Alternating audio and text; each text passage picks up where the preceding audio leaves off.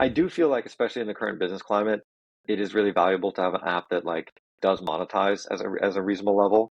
I think we're a little bit through that era of just like massive user growth without some signal of monetization, and so I try to see that in apps before too long. The other thing I really look for is I sometimes try to find, I don't know, in some ways I call it like the elephant in the marble, but like, is there a subsection of your metrics or your user base that is using the product in such a way that you could imagine expanding that usage pattern to something that's a truly large business?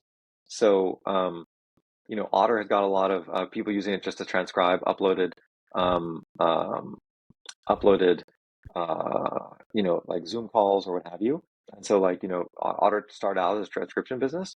But one thing we realized is that we actually had the technology and the people and the mindset to really build this great AI meeting assistant.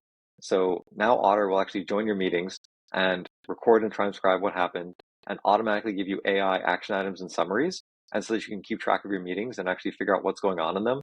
And it's all effortless. So we took that same AI background of that early transcription business and then turned it into an AI meeting assistant business. And so that's an example of taking that, like looking at the data and looking at the capabilities and finding that kind of, almost like bigger business that's a subcategory of your current business that you could nurture and expand and build features around that could be even bigger than the first business, eventually. A little bit like streaming and Netflix, that kind of thing. Is like, what's that next business that's either a subcomponent or highly adjacent to our current business?